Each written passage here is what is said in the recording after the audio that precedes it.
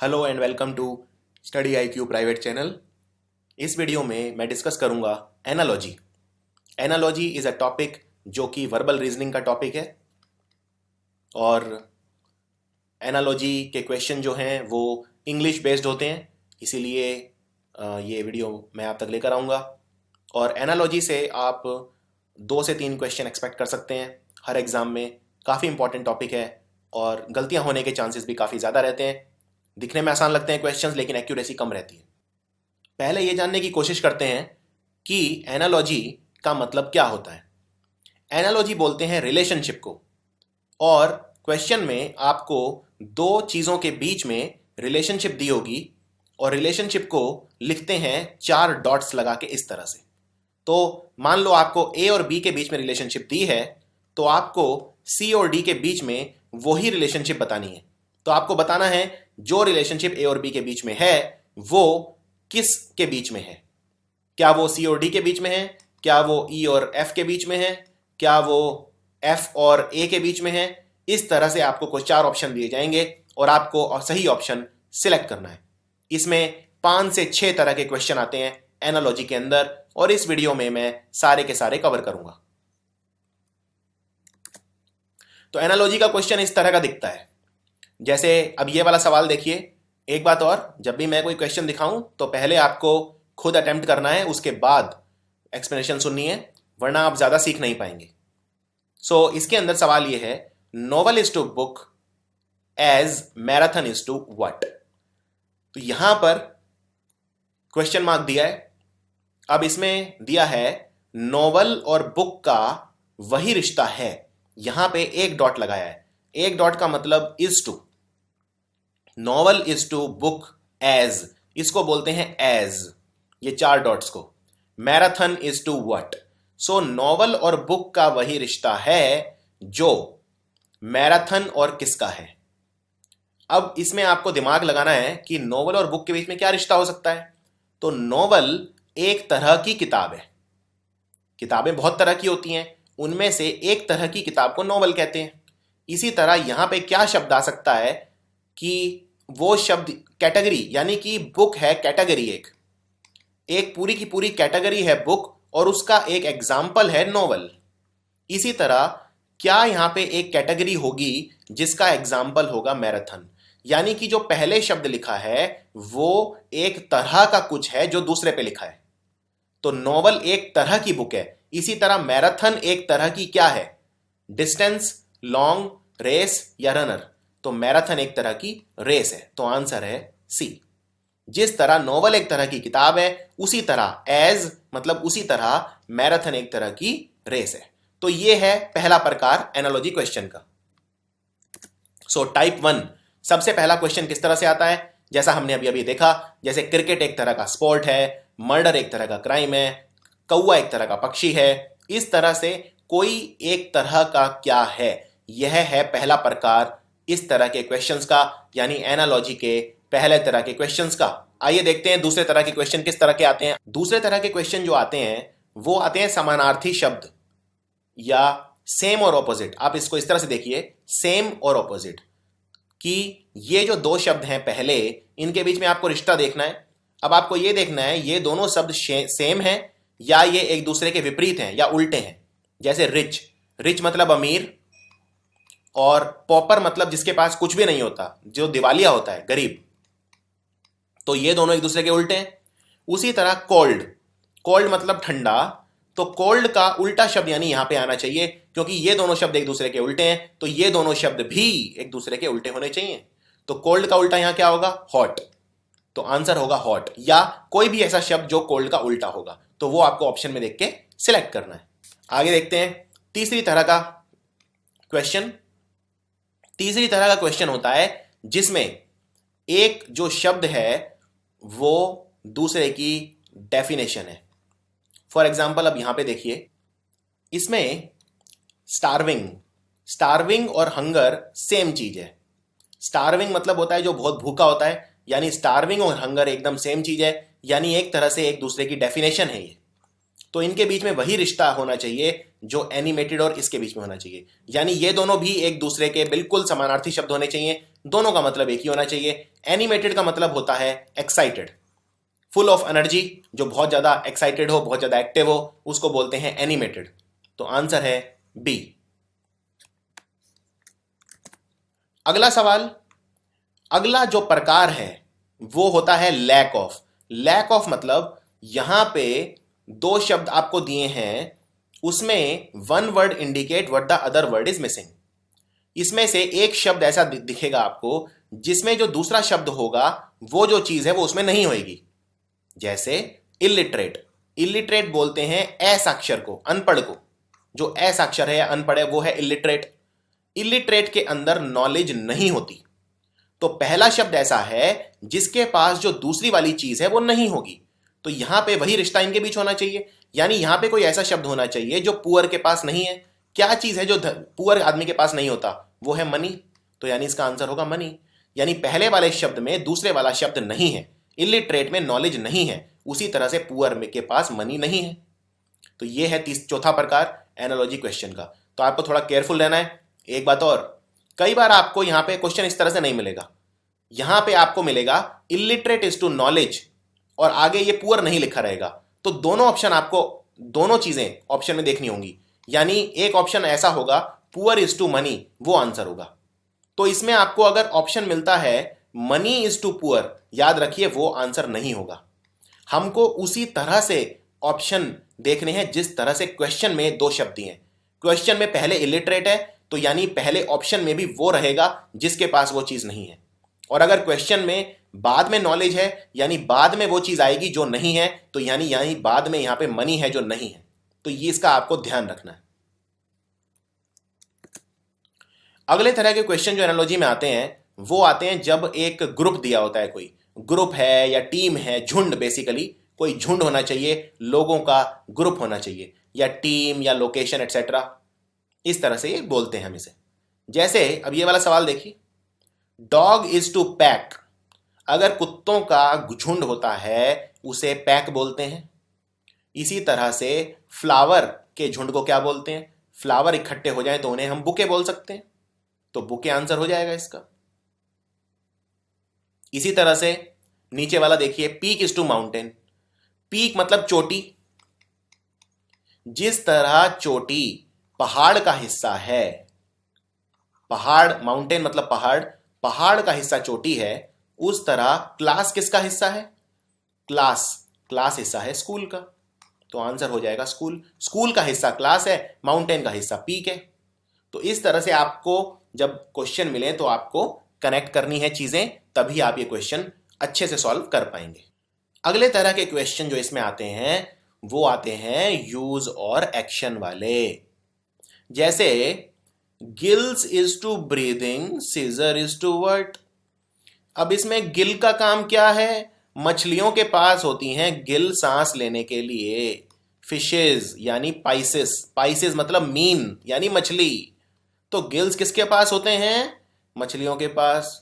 Breathing यानी सांस लेने के लिए, यानी गिल्स का फंक्शन है ब्रीदिंग। सीजर यानी कैंची, कैंची का फंक्शन क्या है? कटिंग। तो आंसर है कटिंग।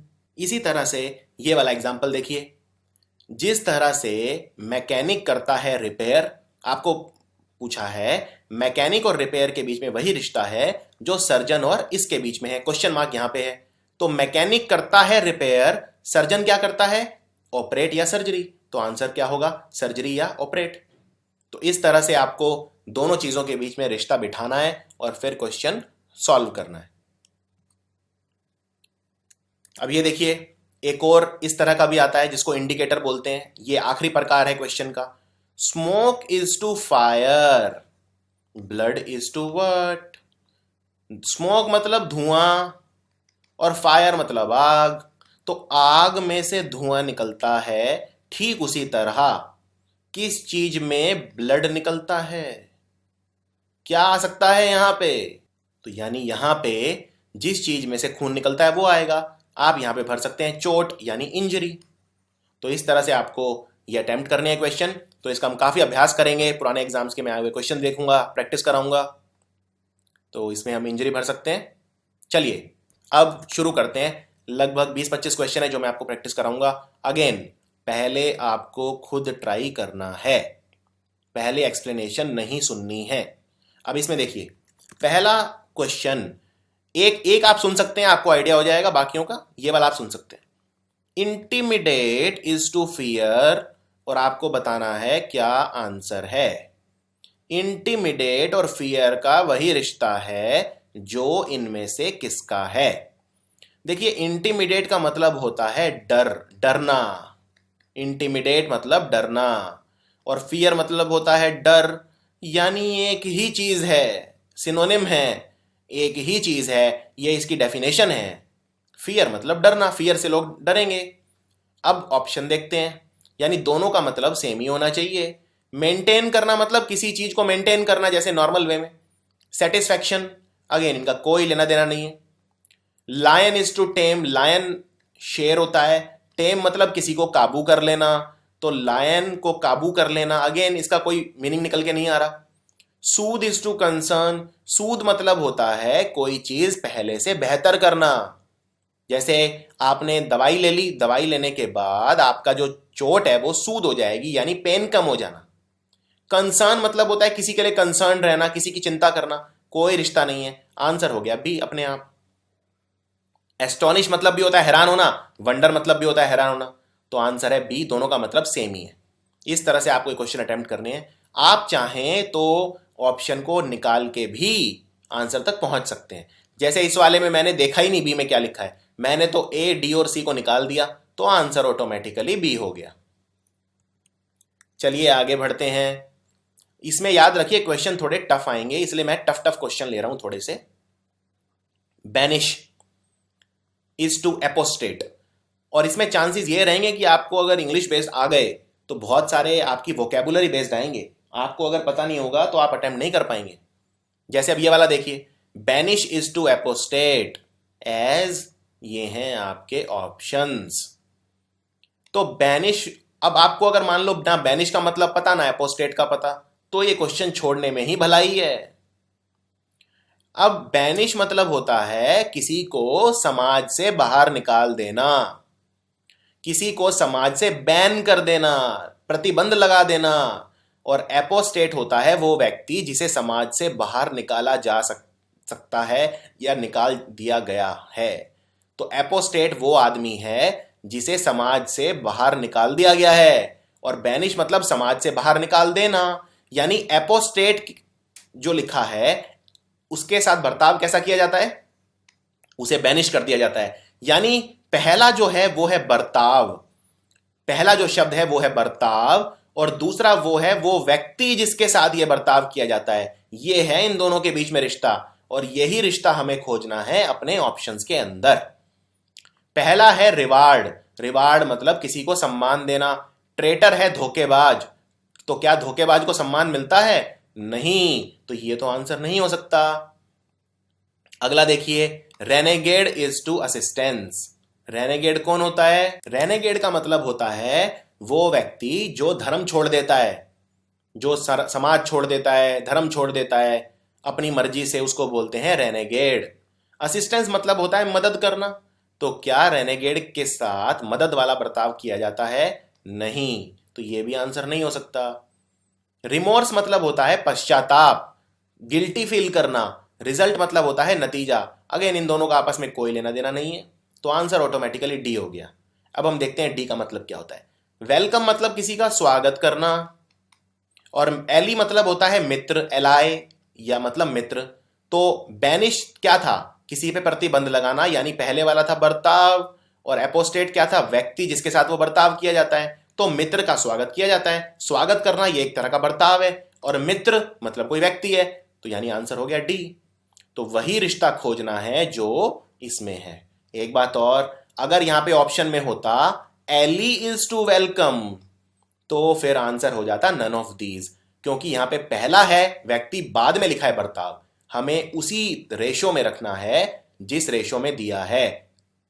अगर यहां बर्ताव पहले है तो ऑप्शन में भी बर्ताव पहले ही रहेगा, इस बात का ध्यान रखना है। अगला देखिए, handcuff is to hands as. Handcuff मतलब होता है हथकड़ियां, हथकड़ियां या सलाखें, जो फिल्मों में कैदी को पहनाई जाती हैं उन्हें बोलते हैं हथकड़ियां।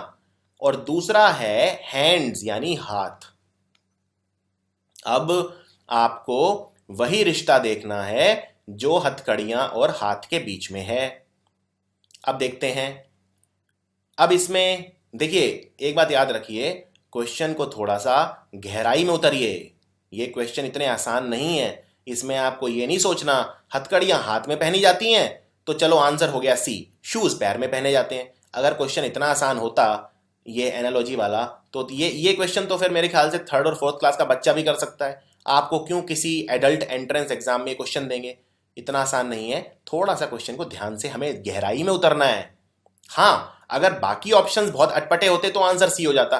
फिर तो सीधा सीधा है भाई, हैंड कफ होते हैं हाथ में पहनने के लिए, हथकड़ियां हाथ में पहनाई जाती हैं, शूज पैर में पहनते हैं। एक बात बताइए, अगर ऐसा क्वेश्चन होता तो फिर वो हथकड़ियां क्यों देता? भाई हाथ में पहनने की चीज है। फीट पे हम शूज कब पहनते हैं? नॉर्मल रूप में पहनते हैं। आप और हमारे जैसे लोग रोज जूते पहनते हैं, लेकिन आप और हमारे जैसे लोग रोज हथकड़ियां तो नहीं पहनते। यानी यहाँ पे ऑप्शन कुछ और हो जाना चाहिए था। अगर हैंड लिखा है तो फिर यहां होना चाहिए था जैसे ग्लव्स होना चाहिए था या वॉच होना चाहिए था। तब हम ये कह सकते थे हाँ भाई, घड़ी तो हम हाथ में पहनते हैं नॉर्मल रूप में, ग्लव्स हम हाथ में पहनते हैं। हथकड़ियां लिखा है, इसका मतलब है थोड़ा गहराई में उतरिए।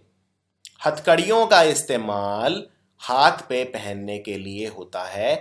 किस लिए? आदमी को रिस्ट्रिक्ट करने के लिए, उसे कैदी बनाने के लिए, उसे बांधने के लिए, उसकी मूवमेंट को कम करने के लिए। उसी तरह से लीश इज टू डॉग इसका आंसर है। लीश क्या होता है? लीश मतलब कुत्ते को काबू करना। तो यहां पे भी वही है। हाथों को काबू करने के लिए होते हैं हैंडकफ और डॉग को काबू करने के लिए होता है लीश। रोप होती है रस्सी और टाई मतलब होता है बांधना। यहां पे इसका कोई सेंस नहीं बन रहा है। पेपर होता है पेपर कागज, और काइट होती है पतंग। पेपर से बनता है काइट, इसका कोई लेना देना नहीं है, वो रिश्ता निकल के नहीं आ रहा। आंसर इसका ए है, ना कि सी। तो इस तरह से थोड़ा सा क्वेश्चन की गहराई में उतरिए, तभी आप ये क्वेश्चन कर पाएंगे। अगला, इंसल्ट इज टू इनवल्नरेबल। इसके बीच में वही रिश्ता है जो इन चारों में से किसके बीच में है? अब इंसल्ट मतलब होता है बेइज्जती करना, निंदा करना या बेइज्जती, किसी की बेइज्जती। इनवल्नरेबल मतलब होता है वो व्यक्ति जिसको कोई भेद ना सके या जिस पे कोई फर्क ही ना पड़े, जो टूट ही ना सके। कहने का मतलब इंसल्ट जो है वो इनवल्नरेबल पे काम नहीं करेगी। इनवल्नरेबल वो है जो टूट ना सके। टूट ना सके से मतलब क्या है? टूट ना सके मतलब वो व्यक्ति जो मानसिक रूप से बहुत कठोर है, बहुत मजबूत है, उस पे इंसल्ट काम नहीं करती। यानी इंसल्ट इस व्यक्ति पे असर नहीं करेगी। तो यानी कि पहले वाला लिखा है कोई बर्ताव या कोई चीज, और दूसरे वाला है वो व्यक्ति जिस पे ये असर ना करे। अब देखते हैं ऑप्शन। सक्सेस मतलब होता है कामयाबी। केपेबल मतलब होता है वो व्यक्ति जिसमें टैलेंट होता है। अगेन यहां इसका कोई रिश्ता निकल के नहीं आ रहा है। दूसरा, क्योंकि यहां पे इंसल्ट इस पे काम नहीं करेगी, लेकिन सक्सेस तो कैपेबल आदमी पे काम करेगी। कैपेबल आदमी अगर है तो सक्सेस उसे मिल जाएगी। दूसरा है पोवर्टी। पोवर्टी मतलब गरीबी, और मिजरेबल मतलब वो व्यक्ति जो बहुत ज्यादा पुअर है, जो बहुत ज्यादा कठोर अवस्था में है, कठिन हालातों में है, वो है मिजरेबल। तो पोवर्टी तो है ही मिजरेबल आदमी के लिए, यानी ये भी रिश्ता नहीं होगा। हमें तो ऐसा चाहिए जो पहले वाली जो चीज लिखी है वो दूसरे वाले पे ना हो। ऑप्शन डी देखते हैं। Purchase is to sell. Purchase मतलब खरीदना, सेल मतलब बेचना। इसका तो कोई लेना देना है ही नहीं, तो आंसर ऑटोमेटिकली सी हो गया। असॉल्ट मतलब होता है किसी पे वार करना। किसी पे वार करना, ये किसी भी तरह का वार हो सकता है। शब्दों का वार भी हो सकता है या हथियार से वार हो सकता है। इम्प्रेग्नेबल का मतलब होता है वो व्यक्ति जिसे कोई भेद ना पाए। यानी आपका जो वार है इस पे असर ही नहीं करेगा, इम्प्रेग्नेबल पे, इसे कोई भेद ही नहीं सकता, तो वो है इम्प्रेग्नेबल। या असॉल्ट मतलब वार। इम्प्रेग्नेबल कोई चीज भी हो सकती है जिस पे कोई असर ना पड़े। जैसे जो पुराने जमाने के जो राजा महाराजाओं के किले होते थे, वो इम्प्रेग्नेबल होते थे, उन्हें कोई भी चीज भेद नहीं सकती थी। यानी वही रिश्ता निकल के आ रहा है जो इसमें आ रहा है। ठीक उस तरह जिस तरह इंसल्ट इनवल्नरेबल पे काम नहीं करती, उसी तरह वार भी इम्प्रेग्नेबल पे काम नहीं करता। तो आंसर है सी। अगला है impeach is to dismiss. Impeach मतलब क्या होता है? अगर आपने थोड़ी बहुत भी पॉलिटी पढ़ी है तो आप जानते हैं इम्पीच करना मतलब कानूनी प्रक्रिया के तहत किसी को उसके पद से हटा देना।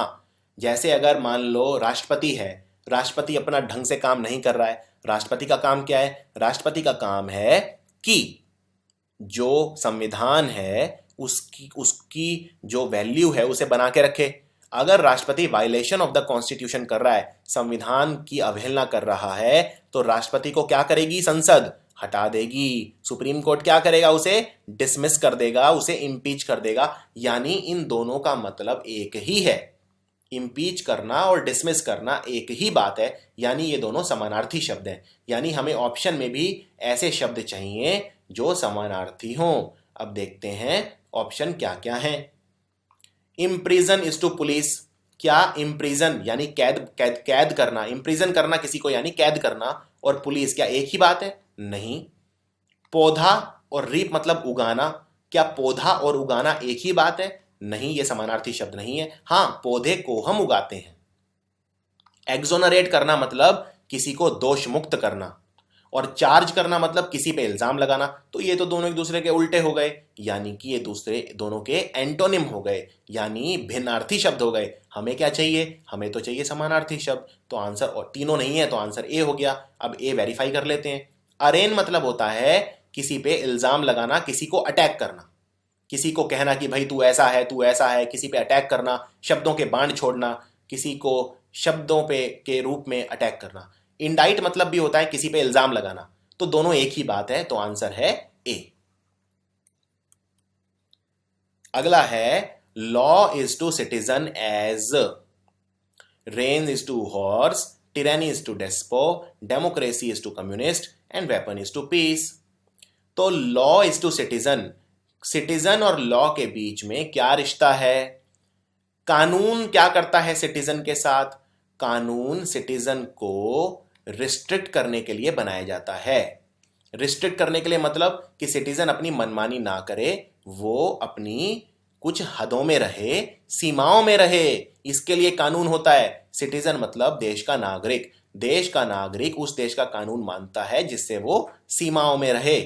तो यानी कि पहली वाली जो चीज है वो दूसरे वाले को सीमाओं में रखने के लिए यानी कंट्रोल करने के लिए यूज की जाती है। तो हमें ऐसा ऑप्शन चाहिए जिसमें जो पहला बड़ा वर्ड हो, पहले वाला वर्ड दूसरे वाले वर्ड को कंट्रोल करने के लिए यूज होता हो। तो आइए ऑप्शन देखते हैं। Weapon is to peace. Peace मतलब शांति और वेपन मतलब हथियार। शांति को भंग करता है हथियार, यानी ये तो ऑप्शन हो ही नहीं सकता। हमें तो कोई ऐसी चीज चाहिए जो सिटीजन जैसे लॉ उसे कंट्रोल करता है। वेपन क्या पीस को कंट्रोल करता है? बिल्कुल नहीं। Democracy is to communist. Democracy होती है लोकतंत्र, लोकसत्ता, यानी लोगों की सरकार, जहां लोग ही चुने जाते हैं और लोग ही चुनते हैं। Government of the people, for the people, by the people, उसको बोलते हैं लोकतंत्र यानी डेमोक्रेसी। और कम्युनिस्ट एक तरह की सरकार होती है, यानी एक ही सरकार के ये दो प्रकार हैं। तो कोई सेंस ही नहीं बनता यहां पे। तीसरा है टिरैनी इज टू डेस्पो। टिरैनी मतलब क्या होता है? टिरैनी मतलब होता है अत्याचार, और डेस्पो मतलब होता है अत्याचारी यानी तानाशाह। तो तानाशाह करता है अत्याचार। अगेन इसका कोई लेना देना नहीं है। हमें तो ऐसा शब्द चाहिए कि पहले वाले शब्द का मतलब होगा जो चीज यूज होती है दूसरे वाले शब्द को कंट्रोल करने के लिए। Rein is to horse, yes ये आंसर होगा। घोड़े को जब हम कंट्रोल करते हैं जिस चीज से, उसको बोलते हैं रेन्स। घोड़े के जो मुंह में हम डालते हैं, जो नाल डालते हैं घोड़े के मुंह में, उसको काबू करने के लिए, उसको रेन्स कहा जाता है। तो आंसर हो गया A. Emulate is to mimic. Emulate और मिमिक का वही रिश्ता है जो इनमें से किसका है? एम्यूलेट मतलब होता है किसी के जैसा बनने की कोशिश करना, किसी के जैसा बनने की कोशिश करना, जैसा कोई पर्सन करता है उसी की तरह करना जिससे आप उसके जैसे बन जाएं। और मिमिक मतलब होता है किसी के जैसा व्यवहार करना, किसी की नकल करना या किसी के जैसा बनने की कोशिश करना, यानी एक ही बात है, दोनों समानार्थी शब्द हैं। एम्यूलेट और मिमिक का मतलब एक ही होता है। और यही आपको ऑप्शन में चाहिए। अब ऑप्शन में यानी दो ऐसे शब्द चाहिए जिनका मतलब एक ही होता है, तो देखते हैं क्या हो सकता है। एग्रेसिव मतलब होता है जो बहुत ज्यादा एग्रेसिव यानी बहुत ज्यादा क्रोधी हो या बहुत ज्यादा अटैक करने वाला पर्सन हो, और लेसन मतलब होता है कम करना किसी चीज को। इनका कोई रिश्ता लेना देना ही नहीं आपस में। प्रेज मतलब होता है किसी की तारीफ करना, और फ्लैटर मतलब भी होता है किसी की तारीफ करना। तो यस, दोनों का मतलब एक ही है, तो आंसर है बी। फिर भी हम और ऑप्शन देख लेते हैं। एग्रावेट करना यानी किसी चीज में पहले से बदतर हो जाना। कोई चीज पहले से बदतर जब हो जाती है तो वो एग्रावेट हो जाती है। और प्रोमोट करना मतलब ये एक पॉजिटिव वर्ड है, प्रोमोट करना यानी किसी का प्रमोशन करना, किसी चीज में वृद्धि होना। तो ये मिलते जुलते हैं लेकिन अलग अलग कंटेक्स्ट में यूज होते हैं। एक्सप्रेस और इम्प्लाई, एक्सप्रेस करना मतलब अपनी बात को खुलकर कहना, अपने आप को एक्सप्रेस करना, और इम्प्लाई करना मतलब अपनी बातों को इशारों में कहना, सिर्फ एक संकेत देना, इशारा करना, उसको बोलते हैं इम्प्लाई। तो ये दोनों सेम नहीं है, तो आंसर हो गया B. Next question, celebrate is to marriage as. तो ये चार ऑप्शन है, पहले वीडियो को रोक दीजिए, खुद अटेम्प्ट कीजिए। सेलिब्रेट करना यानी किसी चीज को एंजॉय करना, किसी चीज को मनाना, खुशी मनाना, टू बी वेरी हैप्पी, उस चीज को एंजॉय करना। तो मैरिज क्या है? शादी एक टाइम है जिसको लोग सेलिब्रेट करते हैं, तो मैरिज को किया जाता है सेलिब्रेट, यानी सेलिब्रेशन टाइम होता है मैरिज। यही रिश्ता आपको देखना है चारों ऑप्शंस के अंदर। पहला है window is two bedroom. Window bedroom का एक हिस्सा होता है। अगेन ये उतना सेंस नहीं बना रहा है। अब ये इस तरह से आपको नहीं सोचना है कि सेलिब्रेशन मैरिज का एक हिस्सा होता है। यहां फिजिकल चीजों की बात हो रही है, विंडो इज टू बेडरूम, या ऑप्शंस पे डिपेंड करता है। मान लो अगर बाकी तीन ऑप्शन बिल्कुल ही नहीं मिलते तो फिर ये भी आंसर हो सकता है, पर पहले आपको प्रॉपर ऑप्शंस देखने हैं। Face is to penalty. Penalty मतलब, पेनल्टी के वैसे तो कई मीनिंग होते हैं, लेकिन जनरल पेनल्टी मतलब होता है जुर्माना लगाना, और फेस मतलब चेहरा। अगेन ये कोई, इसका कोई रिश्ता बन नहीं रहा है। पॉट होता है गमला, पैन होता है जिसमें हम खाना बनाते हैं, पैन, अगेन कोई लेना देना है ही नहीं। Lament is to bereavement. Lament is to bereavement. Bereavement होता है एक ऐसा समय जब परिवार का कोई व्यक्ति गुजर जाता है, मर जाता है, एक्सपायर हो जाता है। और लेमेंट मतलब होता है दुख या शोक मनाना, यानी आंसर है बी। जिस तरह मैरिज के समय लोग सेलिब्रेट करते हैं, उसी तरह बेरीवमेंट के समय यानी किसी के गुजर जाने के समय लोग शोक मनाते हैं, तो आंसर है बी। अगर मान लीजिए बी ऑप्शन बहुत ही कोई अटपटा सा होता जैसे ऑप्शन सी और डी है, तो आंसर हो जाता ए कि भाई मैरिज का हिस्सा है सेलिब्रेट करना, बेडरूम का हिस्सा है विंडो। सारा खेल ऑप्शंस का है। अगर आपको चार ऑप्शन दिए जा रहे हैं तो जो बेस्ट ऑप्शन है वो आपको सिलेक्ट करना है। चलिए अब जल्दी जल्दी कुछ क्वेश्चन देखते हैं। Gland is to enzyme. Gland is to enzyme. Enzyme secrete कौन करता है बॉडी में? ग्लैंड। एंजाइम क्या होते हैं? एंजाइम होते हैं जो हमारे बॉडी के अंदर जितने भी रिएक्शंस होते हैं, चाहे वो एनाबॉलिक रिएक्शन हो या कैटाबॉलिक रिएक्शन हो, उनको रेगुलेट करते हैं, एक कैटालिस्ट का काम करते हैं बॉडी में। तो हमारी बॉडी में एंजाइम कौन बनाता है? ग्लैंड बनाते हैं। यानी पहले वाला है जो बनाता है और दूसरे वाला है जो बनाया जा रहा है। ठीक उसी तरह आंसर क्या होगा? Muscle is to spasm. Muscle के अंदर जो तनाव आ जाता है उसे स्पाजम बोलते हैं, तो ये तो अटपटा सा ऑप्शन है। Organ is to kidney. Kidney organ का एक प्रकार है, ये भी आंसर नहीं है, क्योंकि मुझे क्या चाहिए? पहला है बनाने वाला, दूसरा वाला है जो चीज बनाई जा रही है। तो ब्रेन इज टू कंटेक्स्ट। क्या ब्रेन कंटेक्स्ट बनाता है? नहीं, तो आंसर है बी। क्या जनरेटर करंट बनाता है? बिल्कुल जनरेटर करंट बनाता है, तो आंसर है बी। पहला है बनाने वाला, दूसरा वाला है जो चीज बनाई जा रही है। Stutter is to speech. Stutter मतलब होता है लड़खड़ाना, बोलते वक्त लड़खड़ाना। स्पीच मतलब होता है बोलना, यानी पहले वाला है दोष। स्टटर क्या है? दोष। और स्पीच जिस चीज में दोष है वो, यानी पहले वाला है दोष या डिजीज और दूसरे वाला है जिस चीज के अंदर होता है। तो blare is to hearing. Again hearing में ब्लेयर। दूसरा है aroma is to smelling. Aroma मतलब होता है खुशबू, स्मेलिंग मतलब एक सूंघना, कोई सेंस नहीं बन रहा है। Novocaine is to touch. Novocaine एक दवाई होती है, कोई सेंस नहीं बन रहा है। Astigmatism is to sight. Yes, ये आंसर है। एस्टिग्मेटिज्म मतलब होता है दोष, ये एक तरह का दोष होता है। और साइट मतलब होता है देखना। तो देखने में विकार एस्टिग्मेटिज्म है, ठीक उसी तरह जिस तरह बोलने में विकार स्टटर होता है। तो आंसर है सी। एपोक्राइफल इज टू ऑथेंटिसिटी। एपोक्राइफल होता है झूठा, झूठ जो सत्य ना हो उसको बोलते हैं एपोक्राइफल, यानी कि झूठ, झूठा। ऑथेंटिसिटी मतलब होता है सच्चाई। तो यानी एक दूसरे के विपरीत हैं, एक दूसरे के उल्टे हैं एकदम। तो आप दो ऑप्शन ऐसे खोज लीजिए जो बिल्कुल एक दूसरे के उल्टे हों। नेफेरियस मतलब होता है शैतान रूपी, जो शैतान का रूप होता है, नेफेरियस जो गंदे काम करता है। विकेड मतलब भी होता है वही नटखट शैतान। तो दोनों सेम चीज हैं, हमें तो चाहिए एक दूसरे के उल्टे, तो ये तो आंसर हो नहीं सकता। डॉगमेटिक होता है, डॉगमा मतलब होता है रिलीजियन या बिलीफ। असर्टिवनेस होता है मतलब अपने आप को एक्सप्रेस करना, कोई सेंस नहीं बन रहा। डिसेप्टिव होता है झूठा, मक्कार, जो आपको चीट करे। आर्टिफाइस मतलब भी होता है जो चीटिंग करे, मतलब ये सेम ही है अगेन, तो आंसर ऑटोमेटिकली डी हो गया। हाइपोक्रिटिकल होता है वो पर्सन जो हाइपोक्राइट हो, जो कहता कुछ और है, करता कुछ और है, बोलता कुछ और है, यानी झूठा मक्कार। इंटीग्रिटी मतलब इंटीग्रिटी होता है सच्चा आदमी। तो एक दूसरे के विपरीत है एकदम, तो आंसर डी हो गया। Stare is to glance as, stare is to glance, इसका क्या मतलब है अब देखते हैं। स्टेयर करना मतलब किसी को देखना, ग्लांस करना मतलब भी किसी को देखना। क्लियर?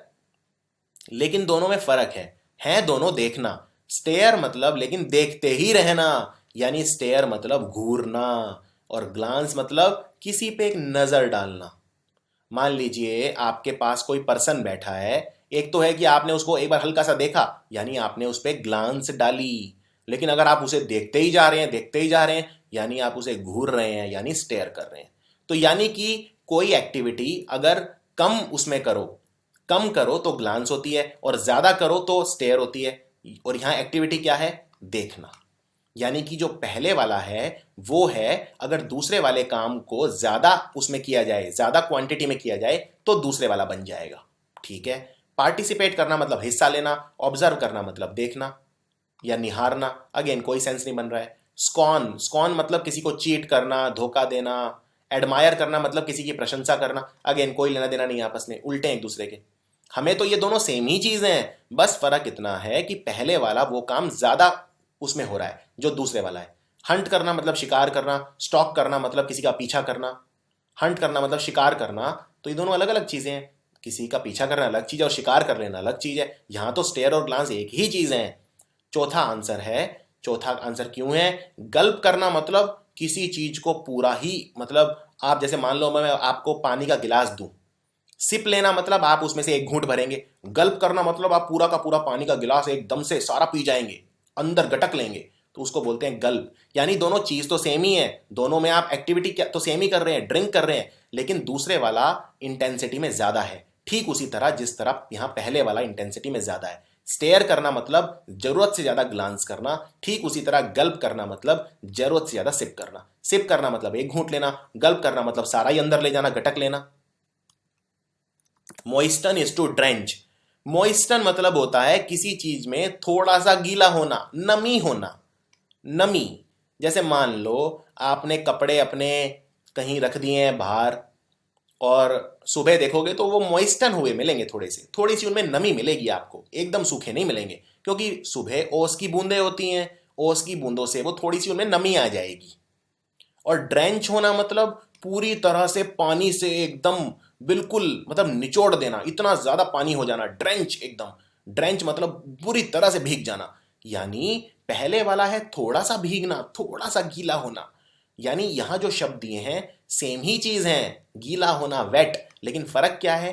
पहले वाला कम और दूसरे वाला बहुत ज्यादा। सेम ही चीज होना, लेकिन पहले वाला कम इंटेंसिटी से होना और दूसरे वाला ज्यादा इंटेंसिटी से होना।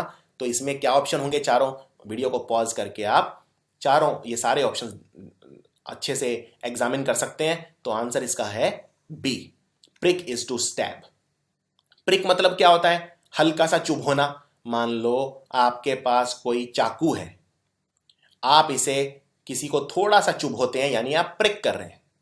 लेकिन अगर स्टैब, स्टैब मतलब पूरा ही अंदर घुसो देना, यानी किसी का मर्डर करने की कोशिश करना, बिल्कुल चाकू पूरा अंदर तक ले जाना, घोंप देना चाकू पूरा अंदर, यानी कि पहले वाला काम है कम इंटेंसिटी से करना, सिर्फ हल्का सा चाकू भिड़ाना, थोड़ा बहुत भिड़ाना, हल्का सा खून आएगा, जैसे नीडल प्रिक करते हैं। और स्टैब मतलब पूरा ही अंदर घोंप देना। तो यानी कि पहले वाला काम है जो कम है, दूसरे वाला है जो ज्यादा है, लेकिन काम सेम है। ठीक उसी तरह जिस तरह मॉइस्टन कम है, मतलब नमी होना, ड्रेंच मतलब पूरा ही भीग जाना, तो पहले वाला काम कम है, दूसरे वाला ज्यादा है, लेकिन है सेम चीज। तो आंसर हो गया B. Confess is to deny. Confess करना मतलब अपनी गलती मान लेना कि हाँ भैया मैंने ये काम गलत किया था। डिनाई मतलब मना कर देना, नहीं नहीं मैंने कुछ गलत नहीं किया। यानी एक दोनों दूसरे के विपरीत हैं, तो हमें ऐसे शब्द देखने हैं जो एक दूसरे के विपरीत हैं।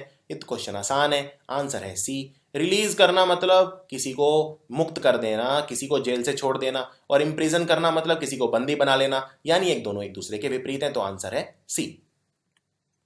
Delicate is to fastidious. Delicate मतलब होता है जो नाजुक होता है, बहुत ज्यादा नाजुक, जिसका बहुत ज्यादा ख्याल रखना पड़ता है, जो बहुत ज्यादा केयर मांगता है, बहुत ज्यादा अटेंशन मांगता है। और फास्टिडियस मतलब भी वही होता है। तो ये एक दूसरे के दोनों सिनोनिम है, समानार्थी शब्द है। तो हमें समानार्थी शब्द देखने हैं। तो इसमें समानार्थी शब्द क्या है? आंसर है ए। हार्ड वर्किंग मतलब भी होता है मेहनती, डिलीजेंट मतलब भी होता है मेहनती, तो आंसर है ए। बाकी ऑप्शन देख लेते हैं। अल्ट्रुइस्टिक मतलब होता है सच्चा आदमी, एकदम जो सच्चाई की राह पर चले। मर्सिनरी होता है जो पैसों के पीछे कुछ भी कर सकता है, किसी का खून भी कर सकता है, उसको बोलते हैं मर्सिनरी। तो एक दूसरे के उल्टे हैं, हमें तो समानार्थी शब्द चाहिए, सेम होने चाहिए। डेमोन्स्ट्रेटिव और एफ्यूजिव अगेन सेम नहीं है। डेमोन्स्ट्रेटिव मतलब होता है किसी को कोई काम करके दिखाना। एफ्यूजिव मतलब होता है किसी से कोई चीज बाहर निकलना। डिसेप्टिव मतलब होता है धोखा। और फैलेशियस मतलब होता है, डिसेप्टिव मतलब धोखा देना, फैलेशियस मतलब झूठा। तो मिलते हैं लेकिन सेम नहीं है, लेकिन हार्डवर्किंग और डिलीजेंट एकदम सेम है। Asylum is to refugee. Asylum मतलब होता है वो जगह जहां रेफ्यूजी जाता है। रेफ्यूजी कौन होता है? इधर उधर भटकने वाला व्यक्ति, उसको रेफ्यूजी कहते हैं। जनरली रेफ्यूजी को देश से निकाल दे देते हैं, या फिर वो खुद ही जान बचा के भागता है, वो रेफ्यूजी होता है। रेफ्यूजी को बोलते हैं शरणागत। शरणागत कहाँ जाएगा? शरणार्थी कहाँ जाएगा? असाइलम में जाएगा। असाइलम वो जगह है जहां रेफ्यूजी जाता है। रिफ्यूजी की डेस्टिनेशन क्या होती है? असाइलम। ठीक उसी तरह हमें देखना है आंसर क्या है। तो आंसर क्या है इसका? Destination is to traveller, accident is to injury, peace is to war, flight is to escape. तो आंसर हो गया ए, ट्रेवलर। ट्रेवलर कहाँ जाएगा? अपनी डेस्टिनेशन पे, यानी अपने गंतव्य पे। ठीक उसी तरह जिस तरह रेफ्यूजी कहाँ जाएगा? अपने असाइलम, यानी रेफ्यूजी का गंतव्य क्या है? असाइलम।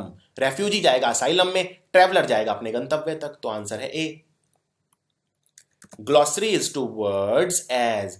ग्लॉसरी बोलते हैं जब आप बहुत सारे शब्दों को इकट्ठा कर लेते हैं, उसको बोलते हैं ग्लॉसरी। यानी पहले वाला है इकट्ठी की हुई चीज, और दूसरे वाला है जिस चीज को इकट्ठा किया है। तो क्या आंसर होगा? आंसर है बी। एटलस क्या होता है? मैप्स को इकट्ठा कर दो तो एटलस, वर्ड्स को इकट्ठा कर दो तो glossary. Ascetic is to luxury. Ascetic वो होता है जिसे दुनिया के सुख नहीं चाहिए, जो दुनिया के भौतिक सुखों के पीछे नहीं भागता। ये बहुत ही सिंपल लिविंग होती है इस पर्सन की। इसे दुनिया में ना तो ये शराब पीता, ना सिगरेट पीता, ना इसमें ये मीट खाता, ना ये इसमें कोई और तरह के व्यसन होते। यानी सारे व्यसनों से मुक्त, दुनिया के भौतिक सुखों से मुक्त, पूजा पाठ करने वाला व्यक्ति एस्केटिक बोलते हैं उसे। और लग्जरी क्या है? लग्जरी है बहुत ज्यादा पैसा उड़ाना। यानी एस्केटिक वो व्यक्ति है जिसे लग्जरी नहीं चाहिए। यानी पहले वाला व्यक्ति वो है जिसमें जो दूसरी वाली चीज लिखी है जो वो नहीं है। यानी एस्केटिक के पास लग्जरी नहीं है। ठीक उसी तरह हमें ऑप्शन देखना है इसके अंदर जिसके अंदर दूसरे वाली चीज नहीं हो। यानी लग्जरी से नफरत करने वाला एस्केटिक है, इसे बिल्कुल भी लग्जरी पसंद नहीं है। ठीक उसी तरह वुमेन से नफरत करने वाले को बोलते हैं मीजोगाइनिस्ट। तो आंसर है C. Moderator is to debate. Debate क्या होती है? दो लोग जब वाद विवाद करते हैं उसे बोलते हैं डिबेट। तो डिबेट को ओवरसी करने वाला, यानी जो डिबेट करवाता है वो है मॉडरेटर, डिबेट को सुलझाने वाला है मॉडरेटर। ठीक उसी तरह गेम को मैनेज करने वाला है एम्पायर। अगर डिबेट में कोई लड़ाई हो तो कौन सुलझाएगा? मॉडरेटर। गेम में कोई लड़ाई हो तो कौन सुलझाएगा? Umpire. Apogee is to perigee. Apogee और पेरिजी क्या होते हैं? ये ज्योग्राफी के टर्म हैं, आपने अगर पेन ड्राइव में मेरा ज्योग्राफी का वीडियो देखा है तो आप ये आसानी से कर पाएंगे। चंद्रमा और धरती के बीच में अगर डिस्टेंस ज़्यादा हो और डिस्टेंस सबसे कम हो, इनको बोला जाता है अपोजी और पेरिजी, यानी एक दूसरे के विपरीत हैं। तो हमें ऐसा शब्द देखना है जो दोनों दूसरे के विपरीत हों। तो आंसर है सी। इनएप्रोप्रिएट मतलब जो चीज़ सही नहीं है, और एपोजिट मतलब जो चीज़ सही है यानी एप्रोप्रिएट, और इनएप्रोप्रिएट मतलब अनुपयुक्त, जो उपयुक्त नहीं है, और एपोजिट मतलब उपयुक्त, तो एक दूसरे के ऑपोजिट है। तो आंसर है सी। तो ये था वीडियो एनालॉजी के ऊपर। आई होप अब आप एनालॉजी के क्वेश्चन काफ़ी अच्छे तरीके से कर पाएंगे। 7 तरह के एनालॉजी के क्वेश्चन मैंने इसमें कवर किए हैं और डिस्कस किए हैं। आपको अगर कोई भी डाउट हो तो आप मुझे ईमेल कर सकते हैं। Thank you.